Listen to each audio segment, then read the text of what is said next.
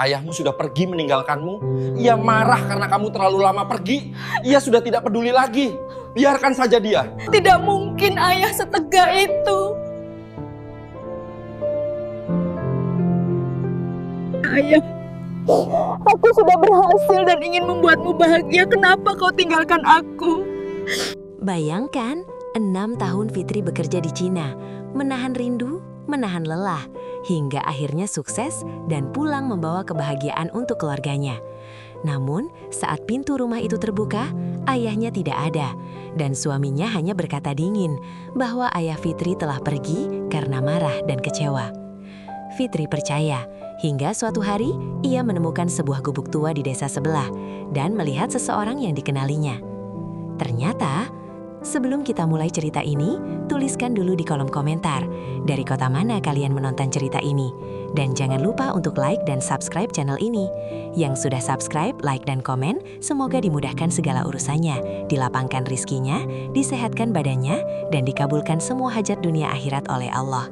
Amin ya Rabbal Alamin. Sekarang mari kita mulai ceritanya. Pesawat yang membawa Fitri akhirnya mendarat dengan halus di tanah kelahirannya. Dari balik jendela kecil di samping kursinya, ia memandang landasan dengan mata berkaca-kaca. 6 tahun bukan waktu yang singkat. 6 tahun bekerja tanpa henti di negeri orang, menelan rindu, menahan tangis, dan menyimpan lelah yang tak pernah benar-benar hilang. Fitri menghela napas panjang saat kakinya menginjak bandara. Bau tanah, suara bahasa Indonesia, dan hiruk-pikuk orang-orang yang menjemput keluarga mereka membuat dadanya terasa penuh. Ia menggenggam koper dengan tangan sedikit bergetar, bukan karena beratnya, melainkan karena perasaan yang bercampur antara bahagia dan gugup. Dalam benaknya, ada satu wajah yang selalu ia bayangkan, wajah ayahnya. Rambut yang pasti kini semakin memutih, tubuh yang semakin rentah, dan senyum sederhana yang selalu membuat Fitri merasa pulang, tak peduli sejauh apa ia pergi. Setiap malam di Cina, wajah itu adalah penguatnya. Setiap hari lelah, nama ayah adalah alasan mengapa ia bertahan. Fitri naik mobil menuju rumah. Jalanan yang ia lewati terasa akrab sekaligus asing. Banyak toko baru, bangunan yang berubah, namun beberapa sudut tetap sama. Pohon tua di dekat tikungan masih berdiri. Warung kecil di pinggir jalan masih buka dengan bangku kayu yang itu-itu saja. Hatinya menghangat. Mobil berhenti di depan rumah. Rumah yang dulu selalu ramai suara ayahnya kini tampak sunyi. Cat dindingnya memudar, halaman sedikit berantakan. Fitri turun perlahan, menatap rumah itu dengan senyum kecil yang segera memudar tanpa ia sadari. Ia mengetuk pintu sambil berkata pelan, "Ayah, Fitri pulang." Tidak ada jawaban. Fitri mengetuk lagi, kali ini lebih keras, jantungnya berdetak lebih cepat. Pintu akhirnya terbuka, dan yang muncul adalah Bagas. Suaminya tampak lebih kurus, wajahnya pucat, matanya menyiratkan sesuatu yang sulit dibaca. Fitri tersenyum lega dan langsung melangkah masuk. Matanya berkeliling mencari sosok yang ia rindukan. Ruang tamu kosong, tidak ada suara televisi, tidak ada batu kecil yang biasa terdengar dari kamar belakang. "Ayah mana, Mas?" tanya Fitri dengan suara lembut, masih menyimpan senyum. Bagas tidak langsung menjawab. Ia berjalan menjauh, meletakkan kunci di meja, lalu duduk tanpa menatap Fitri. Keheningan menggantung di antara mereka, terasa berat dan asing. "Ayahmu sudah tidak di sini," kata Bagas akhirnya, datar. Kalimat itu jatuh begitu saja, tanpa peringatan, tanpa emosi. Senyum Fitri runtuh seketika. Tubuhnya menegang. "Maksudnya tidak di sini bagaimana, Mas? Ayah kemana?" Suaranya mulai bergetar. Bagas menghela napas pendek, seolah lelah dengan pertanyaan itu. "Pergi. Ayahmu pergi sendiri. Katanya sudah capek menunggu kamu pulang." Dunia Fitri seperti berhenti berputar. Kata-kata itu masuk ke telinganya, tapi sulit dicerna. Pergi, capek menunggu. Dadanya terasa sesak. "Pergi kemana, Mas? Kok tidak bilang Fitri?" Ia melangkah mendekat. Matanya mulai berkaca. Bagas berdiri, menatap Fitri dengan sorot yang dingin. "Ayahmu marah. Kamu terlalu lama di luar negeri. 6 tahun, Fit. Dia bilang kamu lupa sama keluarga." Setiap kata seperti palu yang menghantam hati Fitri. Rasa bersalah yang selama ini ia tekan, kini meledak begitu saja. Air mata mengalir tanpa bisa ditahan. Ia menutup mulutnya dengan tangan, mencoba menahan isak yang keluar terlalu cepat. Tidak mungkin, Mas. Ayah tahu Fitri kerja buat siapa. Fitri kirim uang tiap bulan. Fitri pulang sekarang. Suaranya pecah, hampir tak terdengar. Bagas mengangkat bahu. Acuh. Itu urusan ayahmu. Aku juga sudah capek ngurus orang tua yang terus mengeluh. Fitri terduduk di sofa. Pandangannya kosong. Rumah itu tiba-tiba terasa dingin, lebih dingin dari apartemen kecilnya di Cina. Tidak ada sambutan, tidak ada pelukan ayah, tidak ada doa yang biasa dibisikkan ayah di telinganya. Ia memandang foto lama di dinding. Foto ayah tersenyum sambil memegang bahunya. Dadanya semakin sesak, air mata jatuh satu persatu ke lantai, tanpa suara, tanpa ada yang menenangkan. Di dalam hatinya, Fitri belum tahu bahwa kepulangan ini baru saja membuka pintu dari luka yang jauh lebih dalam. Luka yang selama ini disembunyikan rapat-rapat di balik kebohongan dan diam. Malam turun perlahan, namun rumah itu tetap sunyi seperti siang yang tak pernah pergi. Fitri masih duduk di tempat yang sama sejak sore, menatap lantai dengan pikiran yang berputar tanpa arah. Koper yang ia bawa dari bandara belum dibuka. Jaket masih melekat di tubuhnya, seolah ia belum benar-benar tiba. Bagas sudah menghilang ke kamar sejak tadi, menutup pintu tanpa sepatah kata. Tidak ada usaha menenangkan, tidak ada penjelasan tambahan. Seakan kepergian ayah hanyalah hal biasa yang tidak perlu dibahas lagi. Fitri berdiri perlahan. Langkahnya gontai menyusuri rumah. Setiap sudut menyimpan kenangan yang kini terasa menyakitkan. Kursi kayu dekat jendela, tempat ayah biasa duduk sambil menunggu azan maghrib. Rak kecil berisi obat-obatan ayah, kini kosong. Sandal jepit tua yang biasa tergeletak di depan kamar ayah, tidak ada. Fitri membuka pintu kamar ayah dengan tangan gemetar. Bau lembab menyambutnya. Kasur tampak berantakan, sprei kusam tergulung di sudut. Lemari terbuka, sebagian besar pakaian ayah hilang. Namun bukan seperti orang yang pergi dengan rapi, lebih seperti ditinggalkan tergesa atau disingkirkan. Dadanya berdebar tidak karuan. Fitri duduk di tepi kasur. Tangannya menyentuh bantal yang sudah kempis. Ingatannya melayang ke masa kecil, saat ayah selalu menepuk bantal ini dan berkata agar Fitri tidur lebih dekat supaya tidak kedinginan. Air matanya jatuh lagi, kali ini lebih deras. Ayah tidak mungkin pergi begitu saja, gumamnya pelan. Ia keluar kamar dan menuju dapur. Rak piring tampak setengah kosong, beberapa peralatan hilang. Di sudut dapur, Fitri melihat bekas sesuatu yang pernah dibanting. Dindingnya tergores, seperti bekas benturan keras. Jantung Fitri berdegup semakin cepat. Ada rasa tidak nyaman yang terus merayap, seperti firasat buruk yang enggan pergi. Fitri mengambil ponselnya dan mencoba menelpon nomor ayah. Nada sambung terdengar lama, lalu mati. Ia mencoba lagi, hasilnya sama. Tangannya mulai dingin. Ia membuka pesan terakhir yang pernah ia kirim ke ayah sebelum pulang. "Yah, tunggu Fitri, sebentar lagi Fitri pulang." Pesan itu sudah terbaca, tapi tidak pernah dibalas. Fitri menutup ponsel dan menyandarkan punggung ke dinding. Nafasnya memburu. Di kepalanya, ucapan Bagas kembali terngiang. Ayah pergi karena marah. Ayah capek menunggu. Kata-kata itu terasa janggal, namun Fitri belum berani menentangnya. Ia keluar rumah untuk mencari udara. Malam di kampung terasa berbeda, sunyi, hanya suara jangkrik dan angin yang melewati dedaunan. Fitri berdiri di depan pagar, menatap rumah tetangga satu persatu. Beberapa lampu menyala, namun saat Fitri melangkah mendekat dan menyapa, pintu-pintu itu justru tertutup pelan. Ada yang berpura-pura tidak mendengar, ada yang hanya mengangguk singkat tanpa senyum. Hati Fitri makin tenggelam. "Kenapa semua orang seperti menghindar?" bisiknya. Ia kembali ke rumah dengan langkah berat. Di dalam, Bagas belum keluar kamar.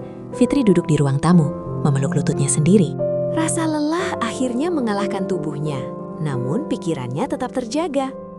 Di rumah tanpa ayah ini, Fitri merasa sendirian untuk pertama kalinya. Dan tanpa ia sadari, malam itu menjadi awal dari kecurigaan kecil yang perlahan akan berubah menjadi kebenaran yang sangat menyakitkan. Pagi datang tanpa kehangatan. Fitri terbangun di sofa ruang tamu dengan tubuh pegal dan mata sembab. Sinar matahari menembus jendela, menerangi ruangan yang terasa asing, meski ia mengenalnya sejak kecil. Untuk sesaat, ia berharap semua yang terjadi semalam hanyalah mimpi buruk. Namun sunyi di rumah itu segera mengingatkannya pada kenyataan. Dari dapur terdengar suara peralatan makan. Fitri bangkit dan berjalan pelan. Bagas berdiri membelakangi dirinya, menyiapkan kopi dengan gerakan cepat dan tanpa ekspresi. Tidak ada sapaan pagi, tidak ada tanya kabar setelah perjalanan panjang. "Mas, Fitri mau cari ayah hari ini," ucapnya lirih. Bagas berhenti bergerak sejenak, lalu melanjutkan lagi. "Tidak perlu, ayahmu tidak mau ditemui." Fitri mengerutkan kening. "Tidak mau ditemui bagaimana? Fitri anaknya." Bagas berbalik, menatap Fitri dengan wajah yang mulai terlihat kesal. "Dia bilang kalau kamu pulang cuma buat pamer. Katanya kamu berubah, lupa diri, lupa rumah." Setiap kalimat terdengar seperti tuduhan. Fitri tercekat, ia menggeleng pelan. "Tidak mungkin ayah bilang begitu. Ayah selalu bilang apapun yang Fitri capai itu buat masa depan bersama." Bagas mendengus. "Kamu terlalu lama pergi, Fit. Orang tua itu gampang sakit hati." Fitri menunduk. Kata-kata itu kembali memukul rasa bersalahnya. Ia teringat malam-malam di China saat ia menunda pulang demi proyek, demi target, demi janji karir. Saat ayah hanya bisa mendengar suaranya lewat layar ponsel. "Tapi ayah kemana sekarang, Mas?" "Setidaknya Fitri mau ketemu." Bagas meletakkan cangkir dengan suara agak keras. "Sudah kubilang, dia pergi. Katanya mau tinggal sama orang yang lebih peduli." Kalimat itu terasa ganjil. Orang yang lebih peduli. Fitri menatap wajah suaminya, mencoba mencari kejujuran di matanya. Namun yang ia lihat hanyalah datar, bahkan cenderung menghindar. Fitri menarik napas dalam. "Mas, kalau ayah marah sama Fitri, harusnya ayah hubungi Fitri langsung, bukan pergi begitu saja." Bagas mengangkat alis. "Kamu ini mau percaya siapa? Aku yang tiap hari di rumah, atau kamu yang 6 tahun di luar negeri?" Kalimat itu seperti tembok yang menutup semua ruang bicara. Fitri terdiam. Ia merasa kecil, merasa bersalah, merasa seolah semua ini memang akibat dari keputusannya sendiri. Setelah sarapan yang hampir tidak tersentuh, Fitri bersiap keluar rumah. Ia berniat menemui beberapa tetangga lama, berharap ada yang mau bercerita jujur. Namun sebelum ia melangkah, Bagas berkata dengan nada yang dingin, "Jangan bikin ribut, masalah keluarga tidak usah diumbar keluar." Fitri menoleh. Ia ingin membantah, namun lidahnya keluh. Ia hanya mengangguk pelan. Di luar, langkah Fitri terasa lebih berat. Setiap rumah yang ia datangi memberinya jawaban singkat. Ada yang bilang tidak tahu, ada yang hanya tersenyum kaku, seolah ada kesepakatan tak tertulis untuk menutup mulut. Saat kembali ke rumah, Fitri duduk sendiri di ruang tamu. Kepalanya dipenuhi potongan-potongan cerita yang tidak menyatu. Ucapan Bagas terdengar masuk akal, tapi hatinya menolak percaya sepenuhnya. Tanpa disadari, itulah kebohongan pertama yang ia telan bulat-bulat. Sebuah kebohongan kecil yang nantinya akan membuka jalan bagi kebenaran yang jauh lebih kejam. Siang itu, Fitri kembali melangkah keluar rumah. Matahari berdiri tepat di atas kepala, namun tubuhnya terasa dingin. Ia berjalan menyusuri gang kecil yang dulu sering ia lewati bersama ayah. Setiap langkah membawa kenangan, sekaligus rasa tidak nyaman yang semakin kuat. Beberapa tetangga sedang duduk di teras rumah. Saat melihat Fitri, mereka terdiam. Percakapan yang semula mengalir pelan mendadak terputus. Ada yang menunduk, ada yang pura-pura sibuk menyapu, ada pula yang masuk ke dalam rumah tanpa alasan jelas. Fitri tersenyum canggung dan menyapa, seperti yang biasa ia lakukan dulu. Namun senyum itu jarang dibalas. Tatapan yang ia terima bukan lagi tatapan ramah, melainkan penuh jarak. Bahkan ada yang menyimpan iba. Ia berhenti di depan rumah Bu Rini, tetangga lama yang dulu sering membantu ayah. Fitri mengetuk pintu dengan harap kecil di dadanya. Setelah beberapa saat, pintu terbuka setengah. Wajah Bu Rini tampak terkejut, lalu berubah ragu. "Oh, Fitri ya?" katanya pelan. "Iya Bu, Fitri baru pulang. Ayah Fitri kemana ya Bu? Sejak kemarin Fitri cari tidak ketemu." Bu Rini menunduk, tangannya meremas ujung bajunya. Matanya melirik ke kiri dan kanan, memastikan tidak ada orang lain yang mendengar. "Ibu tidak tahu, Nak. Mungkin ayahmu memang pergi," jawabnya akhirnya, terbata. Fitri merasakan ada yang ditahan. Bu Rini bukan tipe orang yang berbohong dengan mudah. Nada suaranya tidak meyakinkan. Kalau ada apa-apa sama ayah, tolong bilang, Bu. Fitri cuma mau pastikan ayah baik-baik saja. Bu Rini menghela napas panjang. Ia hendak membuka mulut. Namun tiba-tiba pintu ditutup sedikit lebih rapat. Maaf, Fit. Ibu tidak enak bicara. Kalimat itu membuat jantung Fitri berdegup lebih kencang. Ia hanya mengangguk dan melangkah mundur. Saat berjalan menjauh, ia bisa merasakan tatapan Bu Rini mengikuti punggungnya. Penuh rasa bersalah. Fitri melanjutkan langkah ke rumah lain. Jawaban yang ia terima hampir sama. Singkat, menghindar, dan selalu disertai ekspresi yang tidak biasa. Seolah semua orang tahu sesuatu yang tidak boleh ia ketahui. Di ujung gang, Fitri bertemu seorang anak kecil yang sedang bermain kelereng. Anak itu menatapnya polos. "Mbak Fitri pulang ya?" katanya. Fitri tersenyum dan mengangguk. "Iya. Kamu lihat kakek yang biasa duduk di depan rumah Mbak tidak?" Anak itu mengangguk pelan. "Ada, tapi sekarang sudah tidak di situ lagi." Hati Fitri berdebar.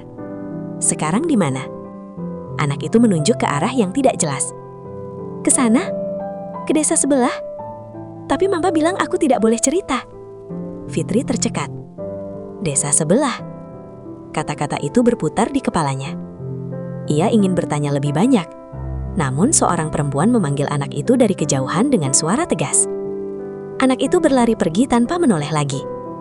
Fitri berdiri terpaku. Untuk pertama kalinya, cerita Bagas terasa benar-benar goyah. Ada sesuatu yang disembunyikan. Dan semakin ia bertanya, semakin jelas bahwa kepergian ayahnya bukan sekedar pergi karena marah. Dengan langkah lemah, Fitri kembali ke rumah. Di depan pintu, ia berhenti sejenak. Tatapan tetangga yang berbeda hari ini meninggalkan luka kecil di hatinya, sekaligus menyalakan api kecurigaan yang mulai sulit dipadamkan. Sore menjelang ketika Fitri kembali ke rumah. Langit mulai menguning, namun hatinya justru semakin gelap. Di ruang tamu, Bagas duduk menatap ponselnya tanpa menoleh sedikit pun saat Fitri masuk.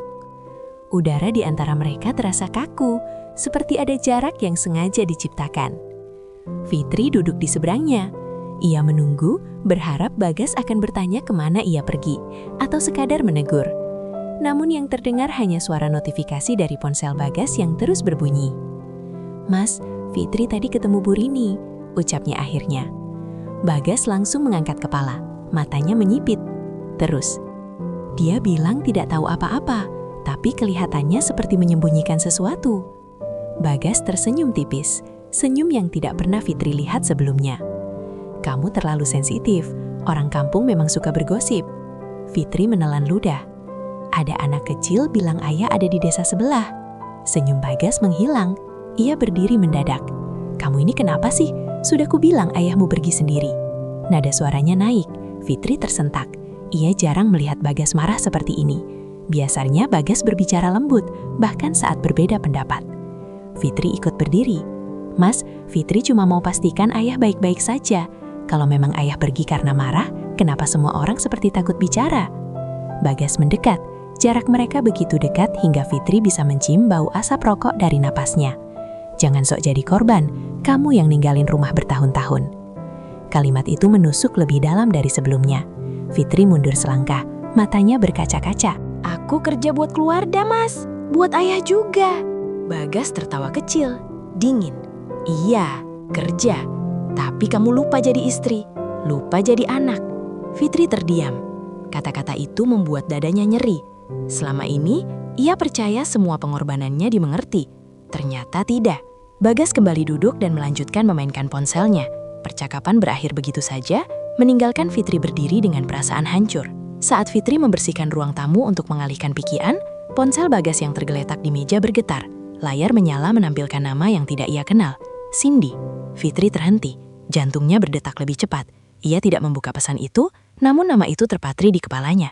Sore itu, Fitri menyadari bahwa bukan hanya ayahnya yang menjauh, suaminya pun telah berubah, dan perubahan itu membawa aroma rahasia yang mulai tercium, meski ia belum berani menyentuhnya lebih dalam. Malam kembali turun, membawa sunyi yang semakin terasa menyesakan.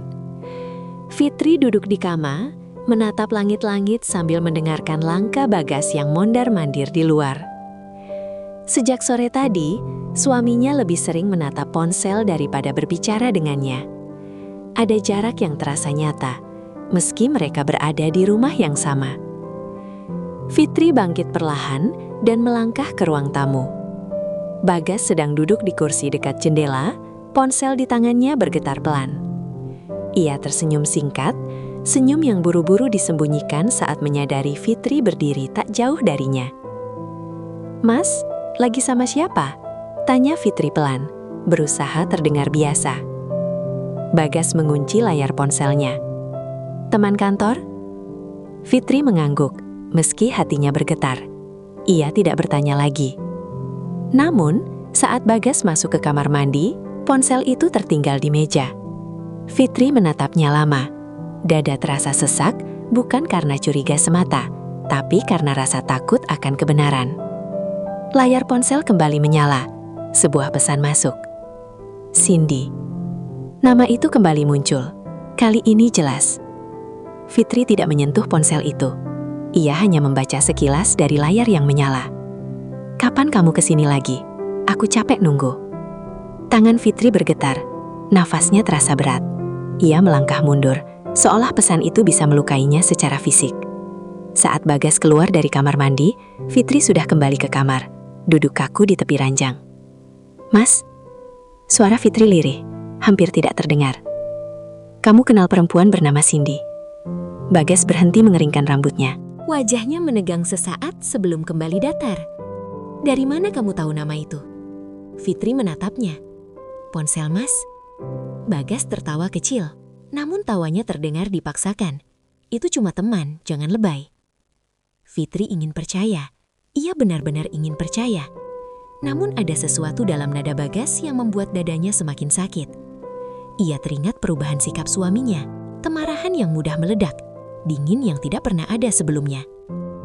"Kalau cuma teman, kenapa dia nunggu, Mas?" tanya Fitri pelan. Bagas mendekat dengan langkah cepat. "Jangan mulai, kamu capek, aku juga capek." Ia berbalik dan berbaring membelakangi Fitri. Percakapan kembali mati. Fitri tetap duduk, memandangi punggung suaminya dengan mata basah. Malam itu, Fitri tidak tidur. Ia mendengar Bagas keluar diam-diam untuk menerima panggilan. Ia mendengar bisikan tertahan. Setiap suara kecil menjadi pukulan di dadanya. Di antara sunyi dan gelap, Fitri akhirnya mengerti satu hal. Bukan hanya ayahnya yang disingkirkan dari rumah ini.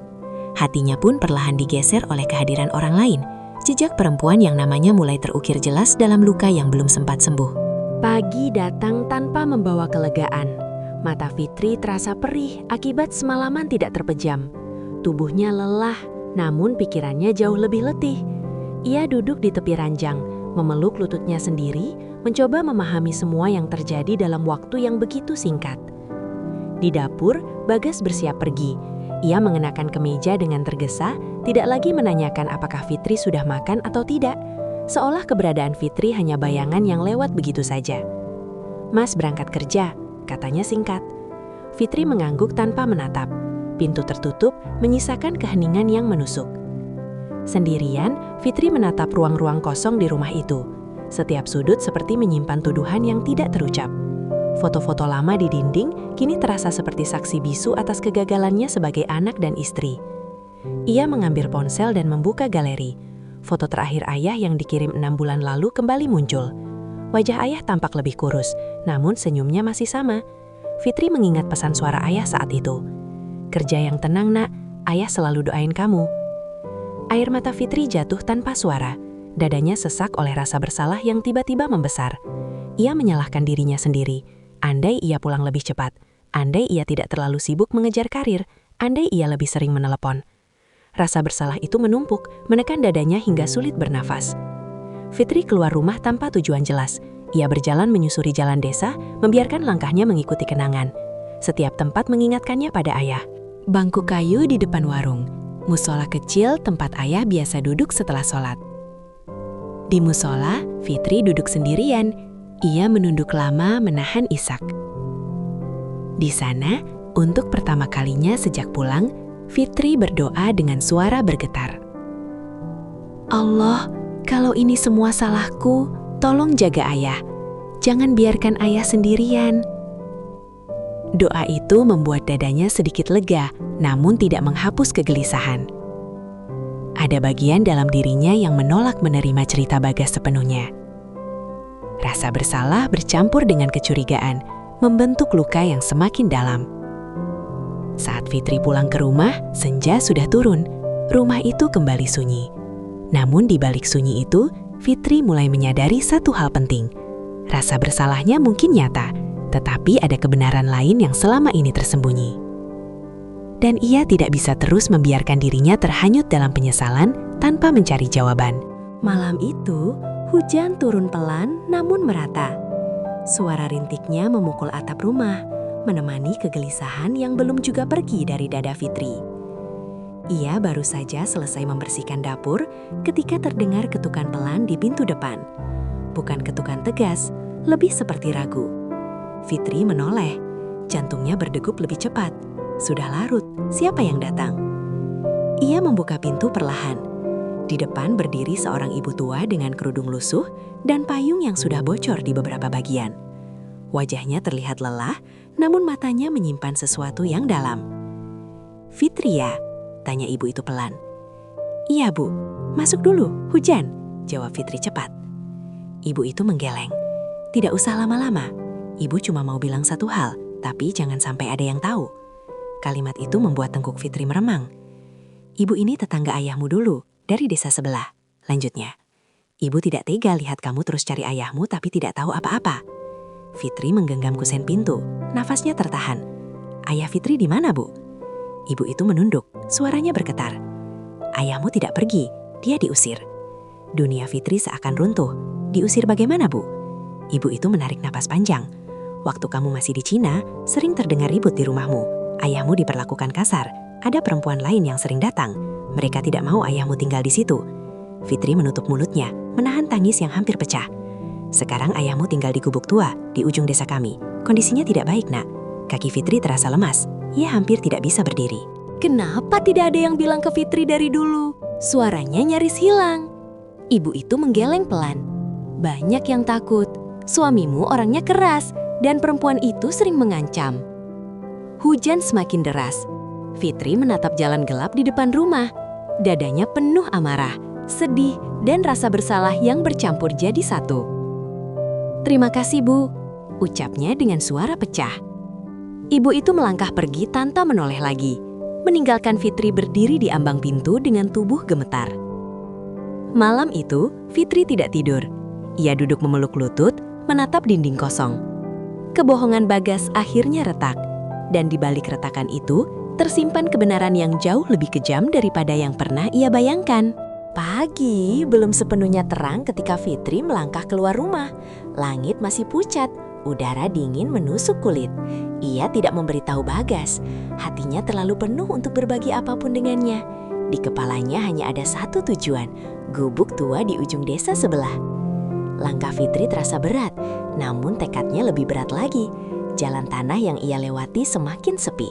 Rumah-rumah mulai jarang, digantikan sawah dan semak belukar. Setiap langkah membawa ketakutan, sekaligus harapan yang bergetar. Di kejauhan, Fitri melihat bangunan kecil yang hampir roboh. Dindingnya dari papan usang, atapnya miring dan bocor. Sekelilingnya dipenuhi ilalang tinggi. Itukah tempat ayahnya tinggal? Fitri berhenti beberapa meter dari gubuk itu. Dadanya naik turun, kakinya gemetar. Ia takut, bukan karena tempat itu, melainkan karena apa yang mungkin ia temukan di dalamnya. "Ayah," panggil Fitri pelan. Tidak ada jawaban. Ia melangkah lebih dekat. Pintu gubuk itu tidak terkunci. Dengan tangan gemetar, Fitri mendorongnya perlahan. Bau lembab dan apek langsung menyambutnya. Cahaya pagi yang masuk melalui celah atap menampakkan isi gubuk yang nyaris kosong. Di sudut ruangan ada kasur tipis yang sudah kusam. Di sampingnya sebuah piring kosong dan gelas plastik yang retak. Fitri menahan napas, matanya menyapu ruangan dengan cepat. "Ayah, Fitri datang," ucapnya lebih keras, suaranya pecah. Dari balik bayangan, sebuah gerakan kecil terlihat. Fitri menoleh. Di sudut lain, seorang lelaki tua duduk bersandar ke dinding. Tubuhnya kurus, pakaiannya lusuh, rambutnya memutih tak terurus. Fitri melangkah mendekat, lalu berhenti mendadak. Lelaki itu mengangkat wajahnya perlahan. Mata yang sayu itu menatap Fitri, seolah berusaha mengenali. "Ayah," bisik Fitri. Air mata langsung mengalir deras.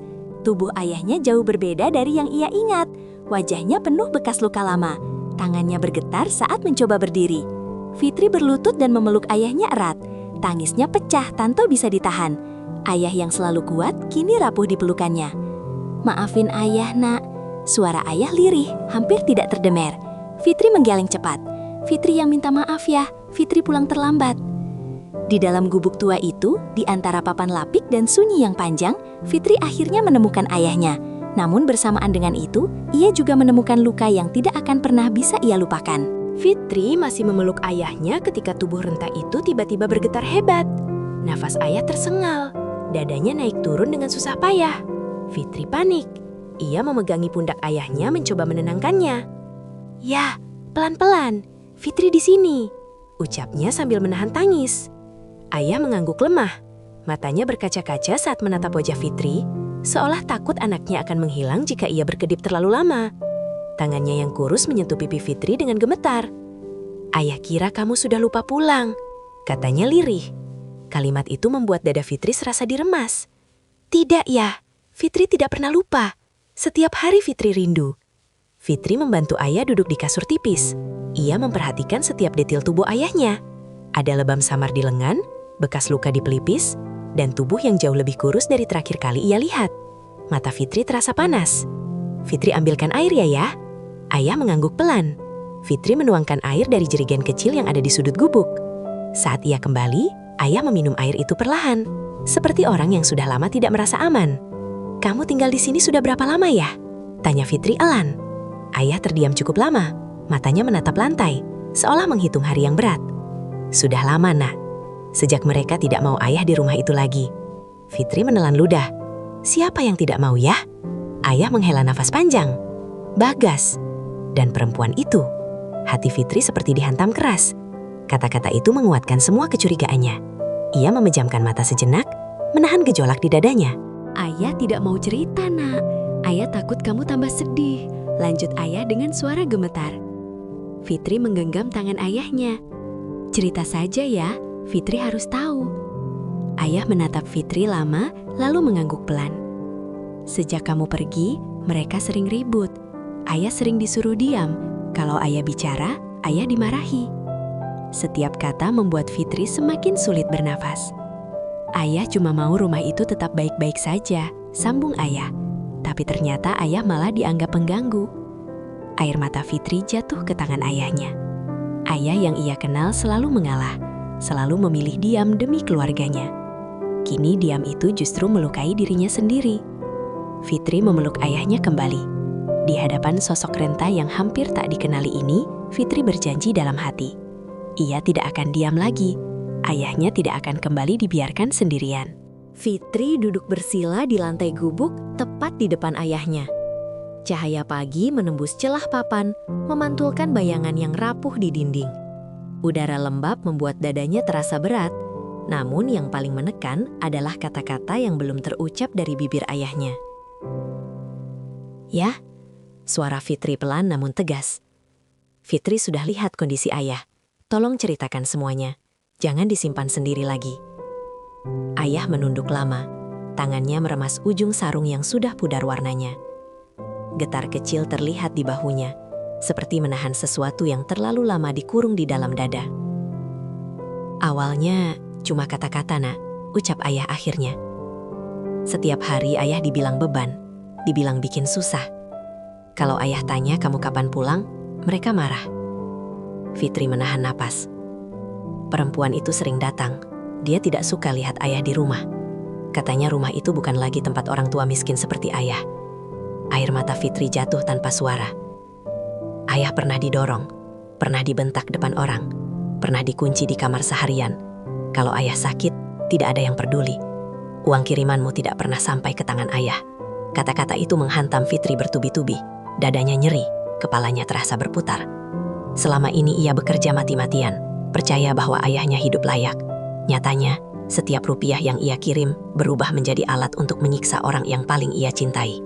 "Kenapa ayah tidak kabari Fitri ya?" Suara Fitri pecah. Ayah mengangkat wajahnya, matanya merah, penuh air. "Ayah takut.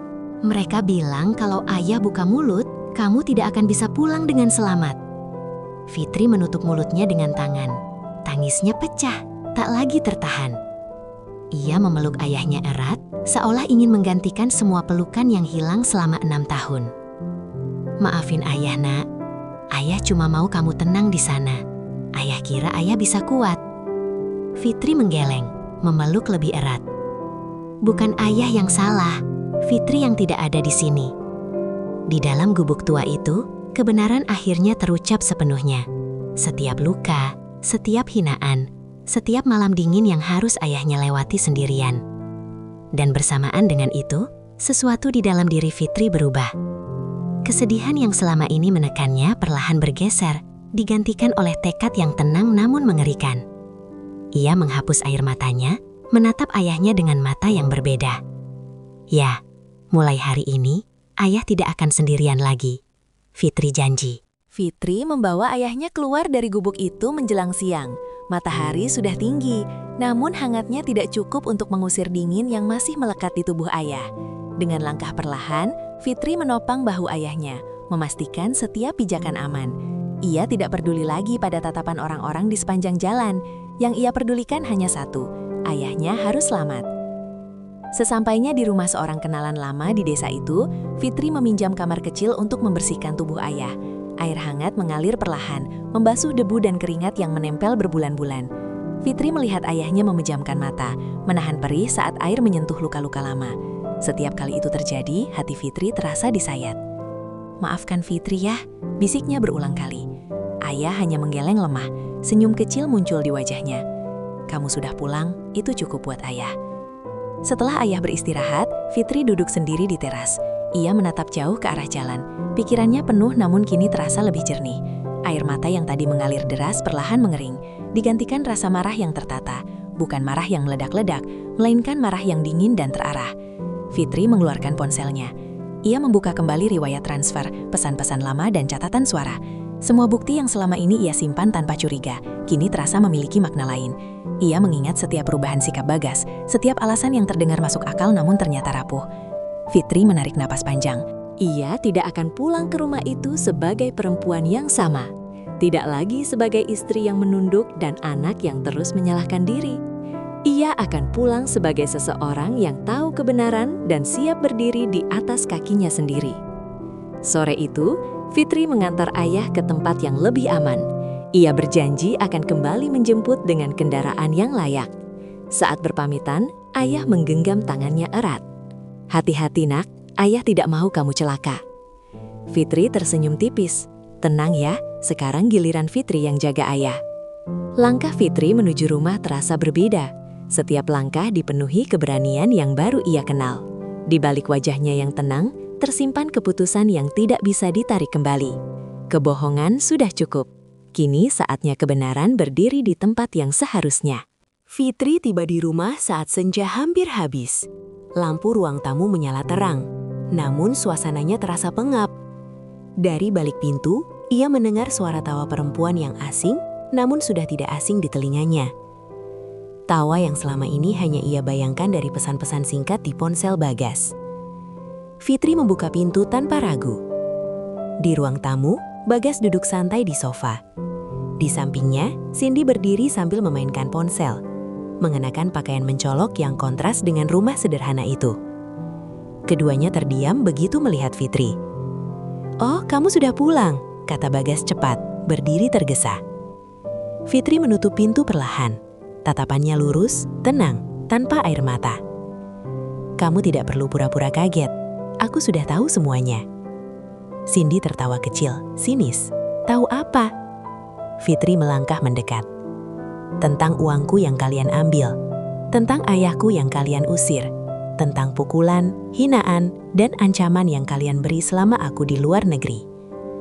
Wajah Bagas memucat. "Jangan bawa-bawa ayahmu." Fitri tersenyum tipis, senyum yang tidak mengandung kehangatan. "Ayahku sekarang sudah aman, dan semua ceritanya sudah lengkap." Cindy menyilangkan tangan. Orang tua itu lemah, dia cuma bikin repot. Kalimat itu menjadi titik runtuh terakhir. Fitri menatap Cindy dengan sorot tajam.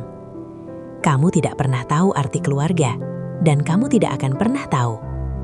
Bagas mencoba mendekat. Fit, kita bisa bicarakan baik-baik. Fitri mundur selangkah. Tidak ada lagi yang perlu dibicarakan. Aku sudah diam terlalu lama. Ia mengeluarkan ponselnya dan meletakkannya di meja. Rekaman suara ayahnya diputar. Cerita tentang penyiksaan, pengusiran, dan ancaman terdengar jelas. Suara ayah yang gemetar memenuhi ruangan. Cindy terdiam, wajahnya berubah tegang. Fitri melanjutkan, suaranya datar namun tegas. Tetangga sudah tahu, keluarga sudah tahu, dan sebentar lagi semua orang yang berwenang juga akan tahu. Bagas terduduk, topeng yang selama ini ia kenakan runtuh sepenuhnya. Tidak ada lagi alasan, tidak ada lagi kebohongan yang bisa ia gunakan. Fitri mengambil tasnya. Aku datang bukan untuk bertengkar, aku datang untuk mengambil kembali hidupku. Ia melangkah pergi tanpa menoleh. Di belakangnya, dua orang yang selama ini mengira dirinya berkuasa hanya bisa terdiam. Senja di luar rumah itu terasa lebih dingin, namun di hati Fitri, kebenaran akhirnya menemukan jalannya. Fitri tiba di rumah saat senja hampir habis. Lampu ruang tamu menyala terang, namun suasananya terasa pengap. Dari balik pintu, ia mendengar suara tawa perempuan yang asing, namun sudah tidak asing di telinganya. Tawa yang selama ini hanya ia bayangkan dari pesan-pesan singkat di ponsel Bagas. Fitri membuka pintu tanpa ragu. Di ruang tamu, Bagas duduk santai di sofa. Di sampingnya, Cindy berdiri sambil memainkan ponsel, mengenakan pakaian mencolok yang kontras dengan rumah sederhana itu. Keduanya terdiam begitu melihat Fitri. "Oh, kamu sudah pulang," kata Bagas cepat, berdiri tergesa. Fitri menutup pintu perlahan. Tatapannya lurus, tenang, tanpa air mata. "Kamu tidak perlu pura-pura kaget. Aku sudah tahu semuanya." Cindy tertawa kecil, sinis. "Tahu apa?" Fitri melangkah mendekat. "Tentang uangku yang kalian ambil, tentang ayahku yang kalian usir, tentang pukulan, hinaan, dan ancaman yang kalian beri selama aku di luar negeri." Wajah Bagas memucat. "Jangan bawa-bawa ayahmu." Fitri tersenyum tipis, senyum yang tidak mengandung kehangatan. "Ayahku sekarang sudah aman, dan semua ceritanya sudah lengkap." Cindy menyilangkan tangan. Orang tua itu lemah, dia cuma bikin repot. Kalimat itu menjadi titik runtuh terakhir. Fitri menatap Cindy dengan sorot tajam. "Kamu tidak pernah tahu arti keluarga, dan kamu tidak akan pernah tahu." Bagas mencoba mendekat. "Fit, kita bisa bicarakan baik-baik." Fitri mundur selangkah. "Tidak ada lagi yang perlu dibicarakan. Aku sudah diam terlalu lama." Ia mengeluarkan ponselnya dan meletakkannya di meja. Rekaman suara ayahnya diputar. Cerita tentang penyiksaan, pengusiran, dan ancaman terdengar jelas. Suara ayah yang gemetar memenuhi ruangan. Cindy terdiam, wajahnya berubah tegang. Fitri melanjutkan, suaranya datar namun tegas. Tetangga sudah tahu, keluarga sudah tahu, dan sebentar lagi semua orang yang berwenang juga akan tahu. Bagas terduduk, topeng yang selama ini ia kenakan runtuh sepenuhnya. Tidak ada lagi alasan, tidak ada lagi kebohongan yang bisa ia gunakan. Fitri mengambil tasnya. "Aku datang bukan untuk bertengkar, aku datang untuk mengambil kembali hidupku." Ia melangkah pergi tanpa menoleh. Di belakangnya, dua orang yang selama ini mengira dirinya berkuasa hanya bisa terdiam. Senja di luar rumah itu terasa lebih dingin, namun di hati Fitri, kebenaran akhirnya menemukan jalannya. Malam itu, rumah yang selama ini dipenuhi kebohongan berubah menjadi tempat yang sunyi dan mencekam. Bagas masih duduk di lantai ruang tamu, menatap kosong ke arah pintu yang sudah lama tertutup setelah Fitri pergi. Cindy mondar-mandir dengan gelisah, wajahnya tak lagi menampilkan kesombongan. "Ini cuma gertakan kan?" ucap Cindy dengan suara tidak seyakinnya tadi. Bagas tidak menjawab, tangannya gemetar. Untuk pertama kalinya, ia menyadari bahwa Fitri bukan lagi perempuan yang bisa ia tekan dengan rasa bersalah. Beberapa hari kemudian, kabar mulai menyebar. Tetangga yang selama ini memilih diam mulai berani berbicara.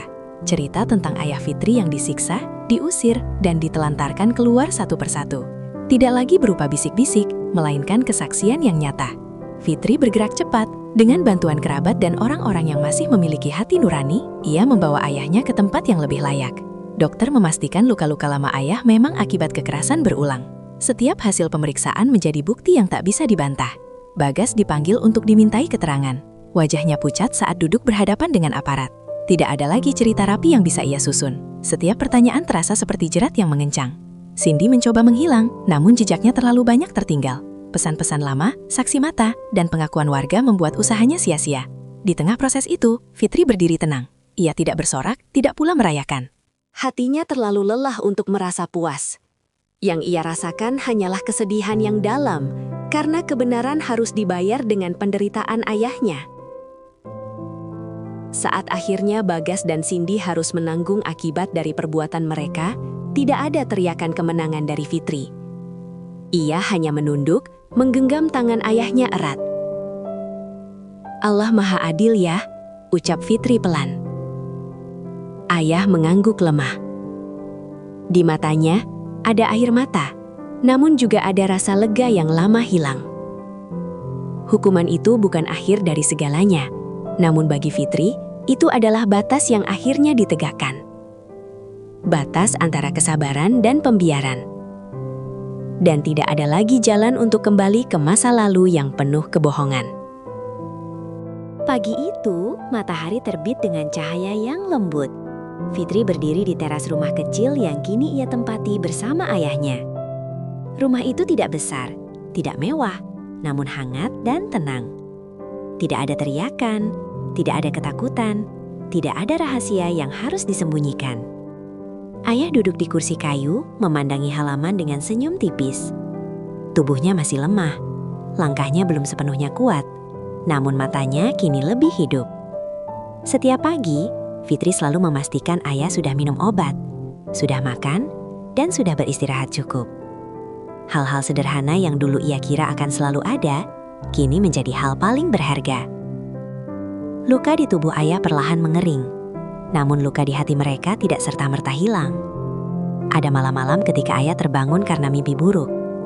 Ada pagi-pagi ketika Fitri menangis diam-diam, teringat betapa dekatnya ia hampir kehilangan ayahnya. Namun mereka tidak lagi sendiri. Fitri mulai menata hidupnya kembali. Ia tetap bekerja, namun dengan cara yang berbeda. Ia tidak lagi mengejar ambisi tanpa arah. Setiap keputusan kini ia timbang dengan satu pertanyaan sederhana. Apakah ini membuat hidup kami lebih tenang?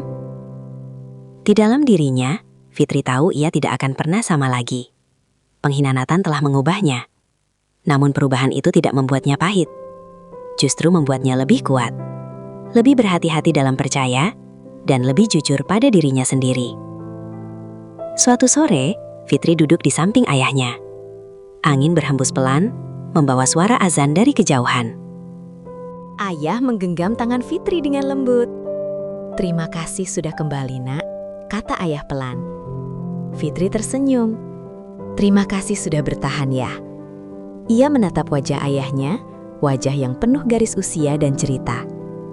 Fitri tahu masa lalu tidak bisa dihapus, luka lama akan selalu ada. Namun dari luka itulah mereka belajar arti pulang yang sesungguhnya. Bukan tentang rumah yang megah, bukan tentang kesuksesan yang dipamerkan, melainkan tentang keberanian untuk melindungi orang yang kita cintai, meski harus menghadapi kenyataan yang paling menyakitkan. Di bawah langit pagi itu, Fitri melangkah ke hari baru. Bukan tanpa luka, tetapi dengan hati yang lebih jujur dan langkah yang tidak lagi ragu.